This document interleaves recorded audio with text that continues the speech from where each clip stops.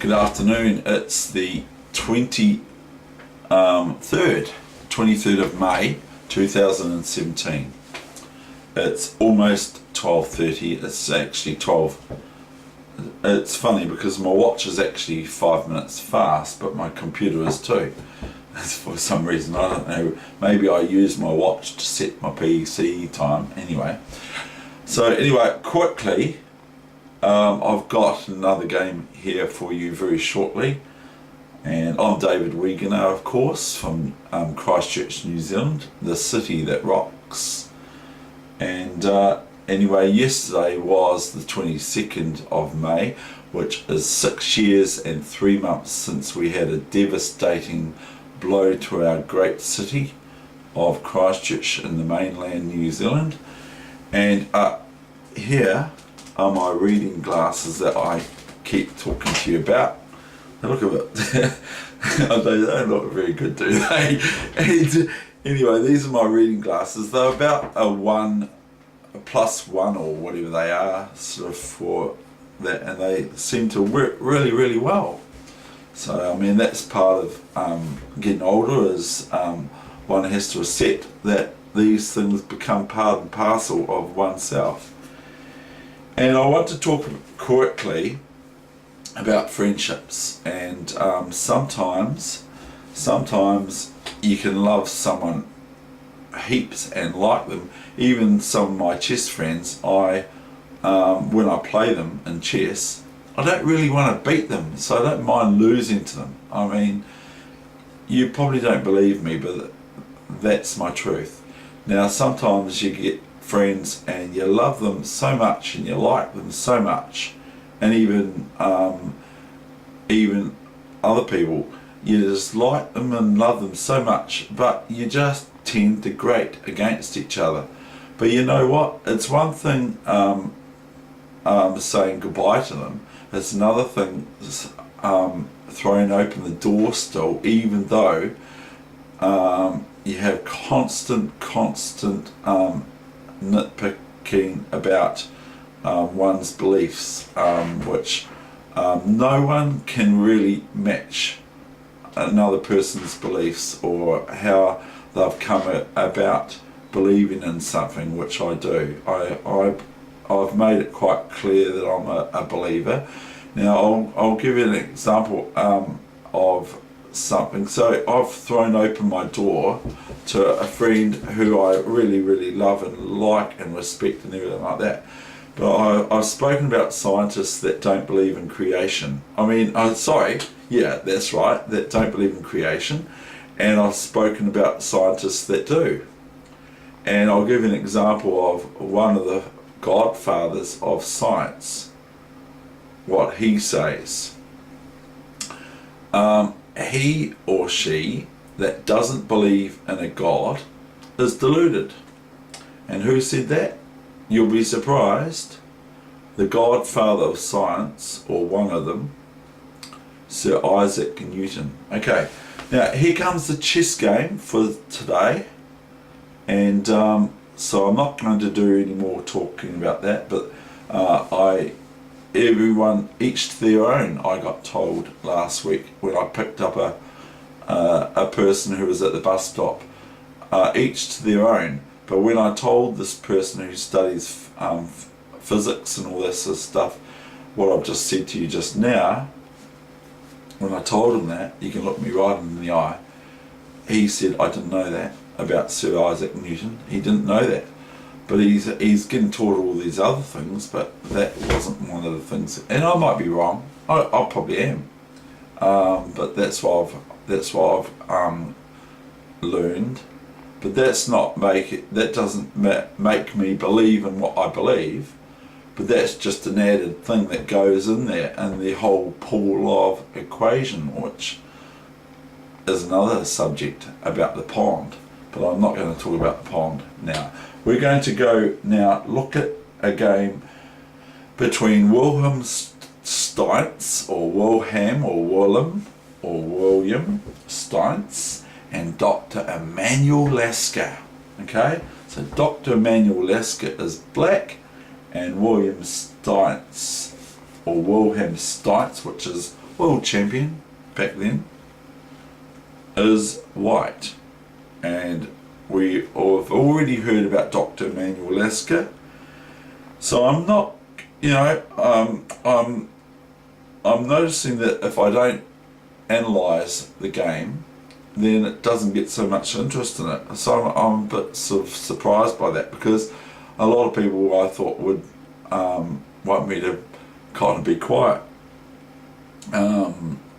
So anyway, without further ado, this is, I've already said that Emmanuel Lasker won the World Championships 26, 27, something like that. I can't be too pedantic on the amount of times, but it's about 27 times he won the World Championships for chess. So it's pretty amazing, but it must have been played every year, because it can't have been played every 3 or 4 years as it is, or 2 years that it is now, because that would make him a pretty old man at the end of his reign. Okay, here we go, without further ado. So I greet everyone, and I hope you're all having a good day. The weather here in Christchurch is inclement, but it's okay. It's winter. And here we go, our wee little kiwi, okay? And another kiwi that I picked up. He's a soft toy kiwi. I picked him up, and he can be one of my wee mascots or icons or whatever. So here's a kiwi. I haven't got my jacket on today, I realised. So I haven't got the silver fern. So here's my representative for New Zealand. This kiwi here. See? Kiwi! He can't fly, but he looks like he's flying, doesn't he? And last but not least, I will show you again the Crusaders flag. Go Crusaders! And while they are having quite a good streak at the moment, a winning streak, must be my luck. Basil! Okay, here we go.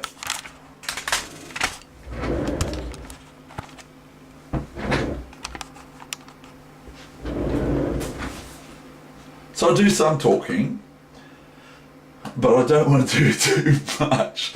And anyway, we have to flip the board here. Now I have to put my spectators on again. Not my spectators, but I hope I've got lots of spectators. I hope I have. Well done to, I watched 60 Minutes on Prime on Sunday, I think it was, the 21st of May, to the Franklin County chess team from the school, who have been making a bit of ripples in the chess, the junior chess school students championships and all that sort of over in the national finals over there in the States. So well done to them, and I have made contact with the news over there to let them know I'm doing this. Whether or not that comes to any fruition or whatever the word is another story, but I have let them know that I can offer them some extra curricular activities by learning chess from me as well.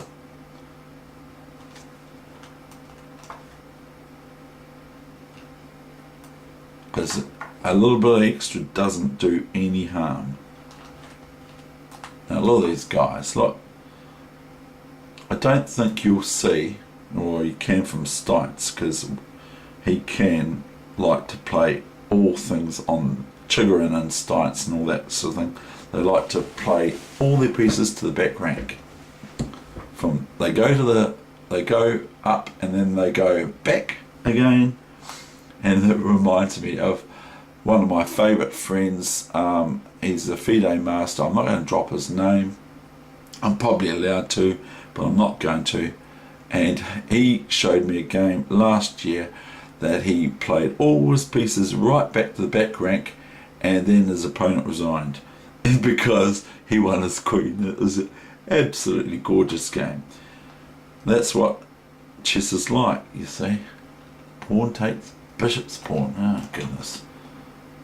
So we've got d c5, bishop c5,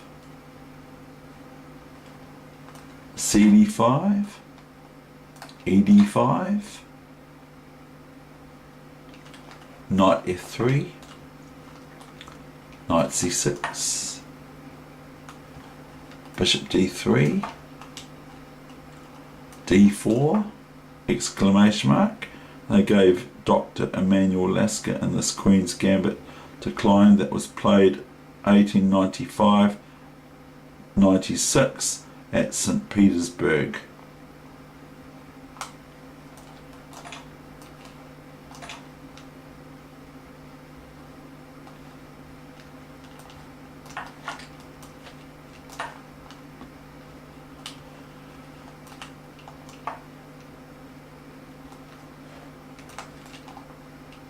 This is a bad move. They say this is a bad move. Knight b5. They give that as a question mark next to it. Bishop takes knight, check to the queen. So bishop f3, gf3, knight to king 3. Doesn't want to swap this knight off, somewhat obviously.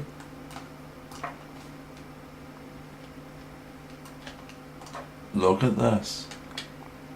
Knight to rook 4 or knight h5 and eyeing up the square and other things. King to h1, queen g5. Black owns the square here on f4 at this present stage.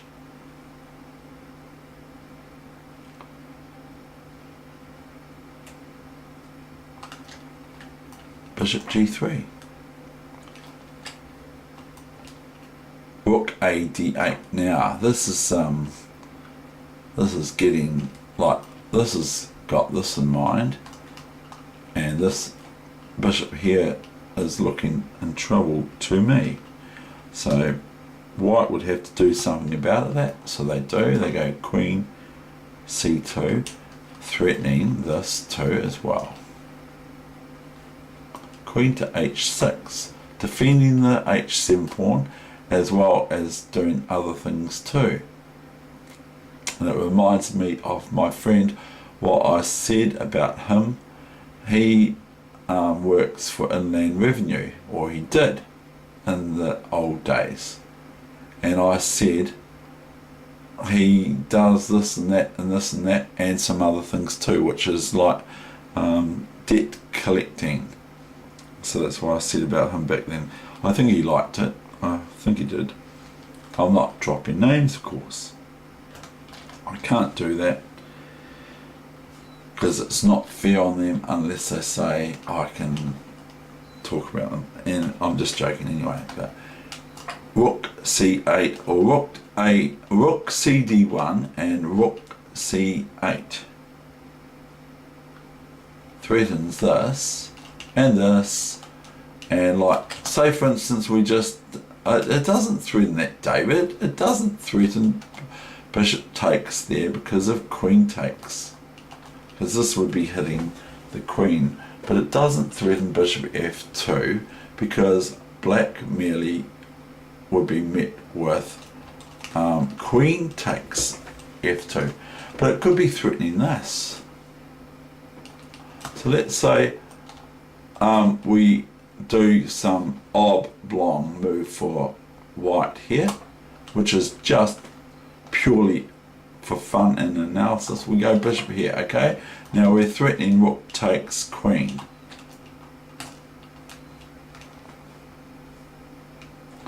Now white could play this, okay? Because if here relieves the tension of this queen being attacked on c2. So black could play queen h7, but could go kicking here, which is still threatening the queen with the rook. Whereas if the queen takes the bishop, then you've got queen takes, queen check, king takes, and knight takes, which is quite good in my opinion for white. So, but white would be able to be met with this, you see, and now if the queen moves, just we're going new variation computer, we're not playing this for real, come on, you know this. Then we could have this. And white could be met by this, which is all right, but it's not great. So actually it's not turning out quite as I want it to, because now the queen's attacking this queen and this bishop's still sitting here, and this bishop on here has been attacked something rotten. So we'd go here, and then can come this, because the queen's been attacked. This, or this one, is it? And so it's a bit oblong, and the bishop can just hop back here. And now what? Well, I've just seen it. I haven't seen it before, but look at this. This knight on here has been attacked. So, but at the same time, white is threatened with queen g2 checkmate.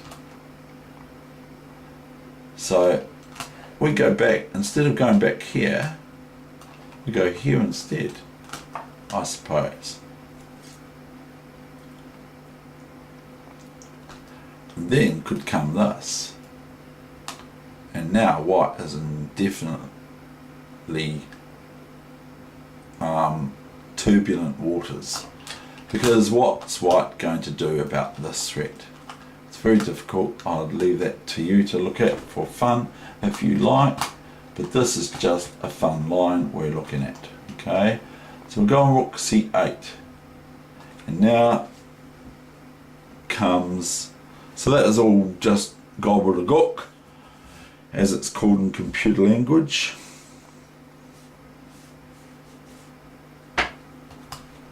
White now plays queen b3. a6. Just nudge the knight a little bit. a6. Knight to bishop 3. Look at this. Look. Knight d4. I see this coming, but I don't necessarily see that. Okay, he's given up a pawn, isn't he? White is winning a pawn here. So it's not like, you know, like when you're actually playing these games of chess, you try and look after these things called pawns. You're not wanting to give them away too easily.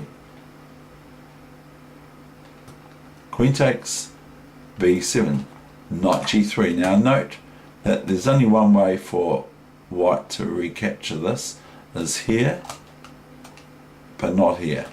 So it's knight g3 check. Doesn't really want to just move their king because they lose material, so they take back f g3. F takes g3. Rook to b8. If the queen goes here, she can take here, you see. But if the queen goes here, then probably white would be met with this. And this rook, these rooks can then start to come out out here, and that's the thing, and threaten this, chomp, and this, chomp, or the queen takes, chomp, checkmate. So here comes queen takes here, you see. So if black plays rook b2 now, then white merely takes on h6, and then they are in a better position because they've got sort of 2.5, 3 pawns, because this is like 2.5 pawns because they're both on the same file, disconnected, and they're sort of like just 2.5 pawns really. It's not like 3 pawns compared to white's 4 pawns that are all nicely protected and a nicer position than black's pawns. Or I could just play this, and that's the thing. Or this looks pretty good to me. Can you see that that's pretty good for white? If that was a variation, which it isn't. We will go back now, okay? We will go back to black does not play rook b2, which is a mistake, as I've just shown, because at the end, after all that, knight a4 wins material, because the bishop on c5 and the rook on b2 in that variation were both attacked simultaneously or simultaneously by the white knight that goes from c3 to a4, and the rook cannot defend the bishop, or can, but it's only a pseudo kind of a defense, because once the rook defends it, the bishop on c5, the knight takes the rook either on b5 or on c2. And okay, I know there's other play for black after that, but it's senseless to go on about it anymore. Black played rook b6. Queen c5, c4, not c5, queen c4, fair enough, because now we're threatening for white this bishop here. So, and they're also running away from the plight of the rook attacking them on b6, where the queen is here. So this is merely met by rook b2, which is fair enough because it's threatening queen h2, or it's threatening rook h2 and knight e2 checkmate. So if white plays a silly move, I'll show you what I mean. Checkmate. There's nothing. Can't take this knight because it's check with the bishop. Can't take the bishop because it's check with the knight. And the rook's defended by the queen on h6. So that's just an example of why white has to do something about this position at hand. So white's just been met with rook b2 by black. So they play, Steinitz plays h4. This is the new mainline computer. You should know that. So now we've got bishop to a7. So, see, the thing is Emmanuel Lasker is not in a hurry here, even though we could be. He could be. He might want to be, but he's in no hurry, and he also has to look after his pieces at the end of the day. So we'll carry on from here. Bishop a7, bishop e4, kind of consolidating really, and also at the same time threatening rook takes knight on d4. Black plays queen d6, defending this knight and also eyeing up this pawn with checkmate as a result afterwards.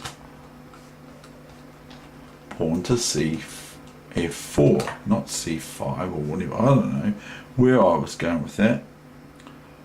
f4, queen d. Now, black is doing what my mum would say in Dutch, that I do, or whatever, being a paskop, okay? Ik ben a paskop, because I'm not, but black's threatening queen check here, so we'll show you. Black's threatening this, and checkmate. Okay, so white has to parry that threat, because white's making all these weak pawn moves to deflect the queen or the rook from operating together to deliver checkmate. So they're having to make all these weak pawn moves and so forth to parry the threat. And so they parry the threat once again. Oh, we've played this, have we? Okay. Bishop G2.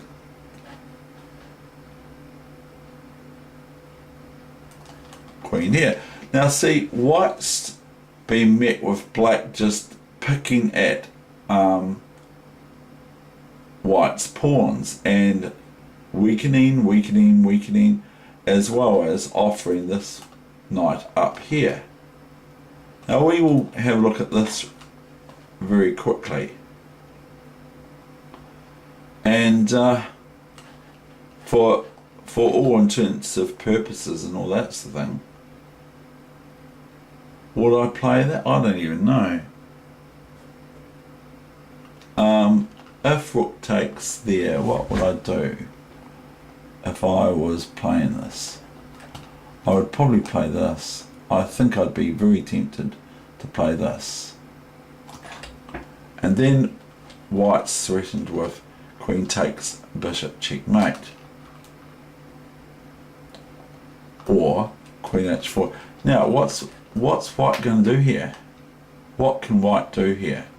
Can play knight back here, defending, maybe that's alright. But then white can play, black can play queen h4 check, king here, and I'm quite attracted to this move. Now this is this I believe is feeble, but it's stunned. I don't know. I might be analysing something wrong here. I don't know. But sort of, we can take this, and now we're winning. But that's not what happened in the game. Queen g4 we've got. Where's queen g4 gone? Way over here. Queen g4, queen d3. That's what Steinitz played. I will not argue with the move, because Steinitz is Steinitz.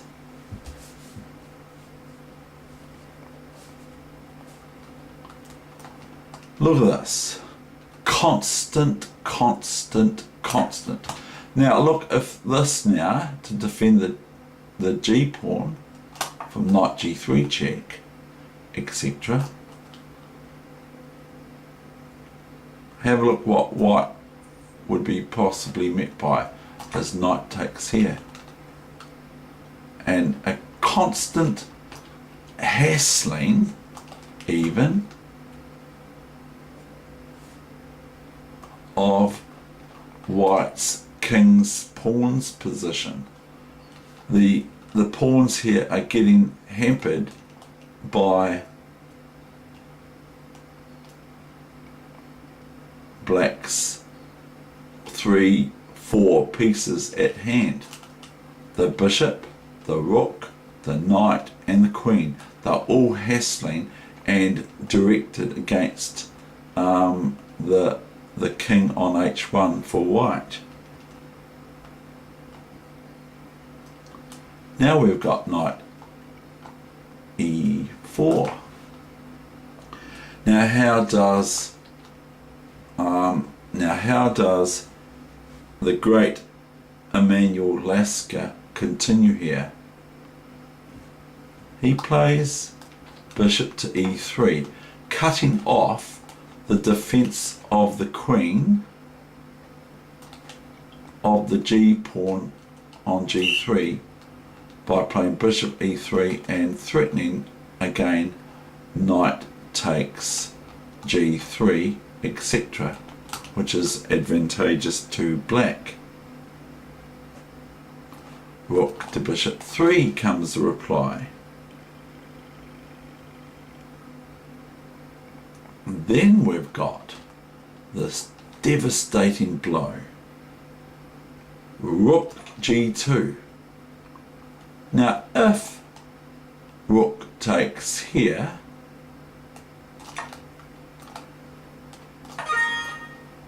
I let the pieces do the talking there. I don't have to do the talking. Everyone in the whole world and every dog in the whole world can see that that is checkmate. Okay, so rook f3, rook takes g2. Now we've got this. King takes, the new mainline, of course, computer, you should know that. You should know this game by now. You should be able to work it out. We've got knight h4 check. Now where's the king go?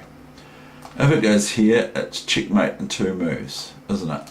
Because of queen takes rook on f3 check, and then queen g2 checkmate because it's defended with the knight. If king here, then white can just be met with knight takes rook, which is actually the continuation. Black does not have to fear this move because it's impossible. It's impossible. It's impossible.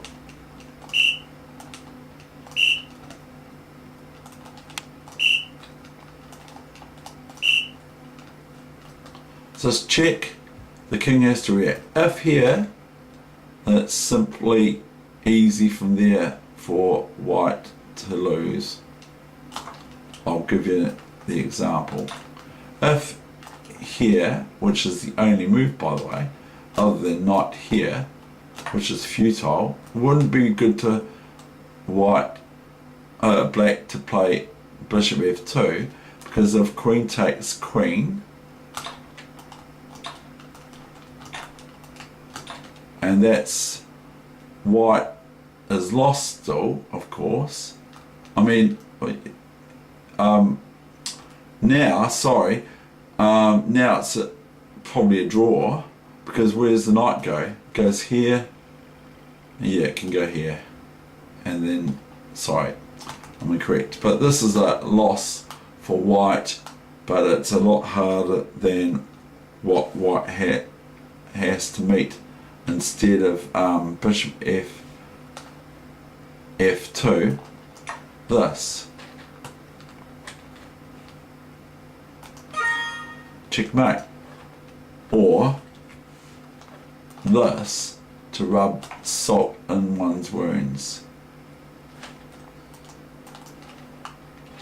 King here or here, say for instance here is checkmate. So we're just being a bit foolhardy in regards to what we're showing for white here to do. So white goes king h2, which is the mainline computer, you should know that by now. Knight f3 check. Notice how he keeps forcing white into it. Black does. White keeps getting forced by black with these moves. Now we've got here, and then the knight swings back to h4. You might say, well, why is he doing that? It's just repeating moves. What he's got in mind is something almost heinous. Is king to rook 2, king to h2. Okay, and we can all see this, that this knight sits here, it lives on the spot, and look at this bishop, and look at what's happening here. And white can just be met by this. I wouldn't even be, yeah, no, it's as if I remember, and I haven't even looked at this game, even though some people say I should study the game before I put it on the net. I thought, well, this is just going to be a huge threat for black to play h5 and h4. Rook to knight 5. Now, that's fair enough, isn't it? Because the knight, white's threatening knight check, or threatening rook takes bishop.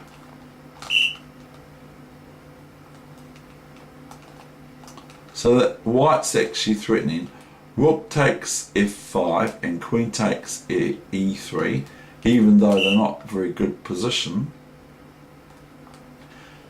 And they're threatening knight here, check. Sort of. But it's not great. So they're kind of threatening that. So anyway, rook a8 comes. What a beautiful, lovely, gorgeous, beautiful, lovely, lovely move that is for Lasker to play. He's still hassling White's defences. And now he's coming at the edge of the board and he's threatening this. Now we'll make a dodgy move for White. We'll play here.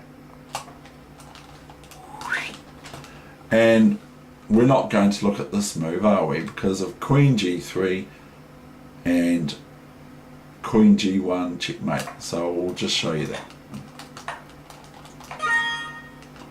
Or other lines too. There are other lines there for black to play, which are very, very strong. So rook d2, rook a2 check. The only move for the king, other than the queen going in the way or whatever, which is futile, is king here. And yeah, there's a few hundred lines here that I'm not even going to show you, but the main one I want to show you is this, checkmate. Okay, so we're going to go back to rook a8, and then it's going to be the end of this session. I consider this game one of the best I've shown yet. New main line, of course. What did black play now that just caused the great Steinitz to resign on the spot?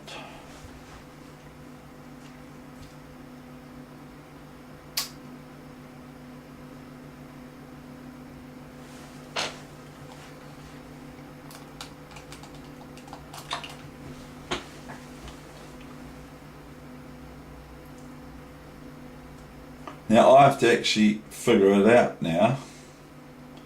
So, but I mean, I could analyse these positions before I get to them, but then I wouldn't be showing my personality to you, which is what one of my great friends from Christchurch says. Earlier on when I was doing my chess here on the net, he was saying, you're not showing your personality yet. You haven't shown your personality. And you need to show it. Because you're not the run-of-the-mill chess player, because normally chess players are meant to be quite quiet and quite, you know, not meant to be, I don't know, I don't even think I'm incorrect what I'm saying, but we've got simply this, check. And now where's the king go? If it goes here, then it's checkmate in about 3 moves by queen here check, king here, queen here, king here, queen here, checkmate. Okay, so that's that line. Now where are we now? We've got here queen takes a3, queen e2, king h3 is another line, another variation. Then we've got similar queen check here, king can't go up here or here because of the knight or pawn. It goes here, and depends how you want to really play it really. You can play it this way. King here's forced, bishop here, king here, queen here, king here, queen here, checkmate. Or the other way, which is this one. You can bear with me if you want, but you don't have to. You don't have to do anything.